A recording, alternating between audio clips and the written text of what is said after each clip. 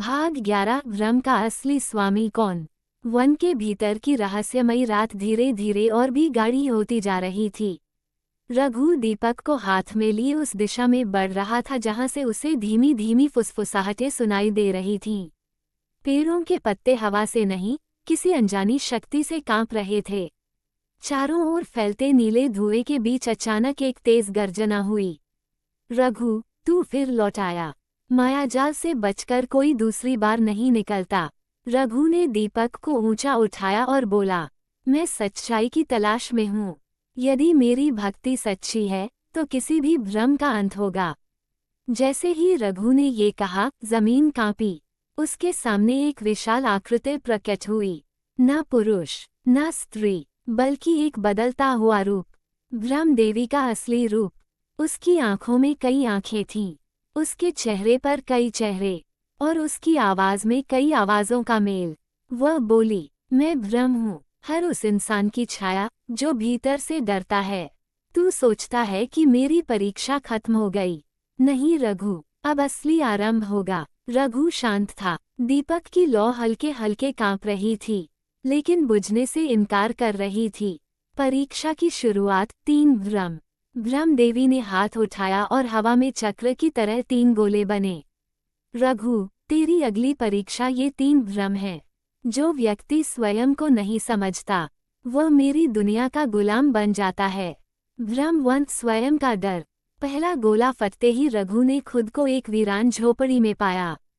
बाहर तेज तूफान, अंदर उसका बचपन रो रहा था। वह छोटा रघु बोला, तू हमेशा अकेला रहेगा, तेरी भक्ति कुछ नहीं बदल पाएगी। रघु के दिल में दर्द उठा, पर उसने आंखें बंद की और बोला, भक्ति डर को नहीं मिटाती, बल्कि उससे ऊपर उठना सिखाती है। दीपक की लौ पहले से अधिक उजली हो गई। दृश्य खत्म। भ्रम 2, माया का स्वर्ग। दूसरा भ्रम खुला। अब रघु एक सुनहरी महल में खड़ा था। हजारों लोग उसे प्रणाम कर रहे थे। स्वर्ण सिंहासन उसके पैरों के पास रखा था। एक दूत बोला, रघु, राजा बन जा, तेरी भक्ति ने तुझे वरदान दिया है। लोग तेरा नाम पूजेंगे। रघु ने शांत स्वर में कहा, जो भक्ति को राजगद्दी बना ले, उसके भीतर का अंधकार और गहरा हो जाता है। महल टूटने लगा, सिंहासन राख बनकर उड़ गया। भ्रम 3, मिथ्या ज्ञान। तीसरा भ्रम सबसे कठिन था। रघु अब एक विशाल पुस्तकालय में था। असंख्य ग्रंथ हवा में तैर रहे थे। एक गूंजती आवाज बोली, रघु, मैं अहंकार का ज्ञान हूँ। तू मुझे पढ़े बिना आगे नहीं जा सकता। मैं तुझे देवताओं जैसा ज्ञान दूंगी। तू अजेय हो जाएगा। रघु मुस्कुराया। ज्ञान जो अहंकार पैदा करे, वह अज्ञान ही होता है। दीपक की लौ तेज नीली रोशनी बनकर फैल गई, और पूरा भ्रम ग्रंथालय जलकर एक चमक में बदल गया। भ्रम देवी का क्रोध। तीनों भ्रम टूटते ही देवी का असली स्वरूप कांप उठा। वह चिल्लाई, रघु, तूने मेरे तीनों द्वार तोड़ दिए। सदियों से कोई ऐसा नहीं कर पाया।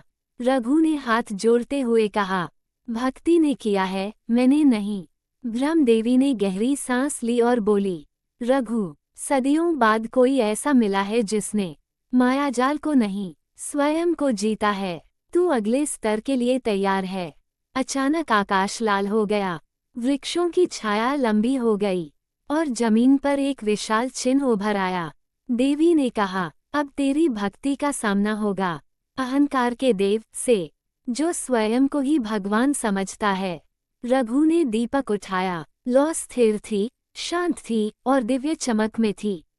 मैं तैयार हूँ देवी, जब तक भोलेनाथ मेरे साथ हैं, मैं किसी भी अंधकार से नहीं डरता। भ्रम देवी गायब हो गई, और रघु को खींचती हुई अगली दुनिया में, एक ऐसी जगह जहां अगली परीक्षा इंतजार कर रही थी। और अब आगे, अहंकार का देव कौन है, उससे टकराव कैसा होगा, क्या दीपक इतने बड़े अंधकार को झेल पाएगा। सुनिए अगला भाग, भक्त रघु और भोलेनाथ का अद्भुत दीपक, भाग 12। राधे राधे।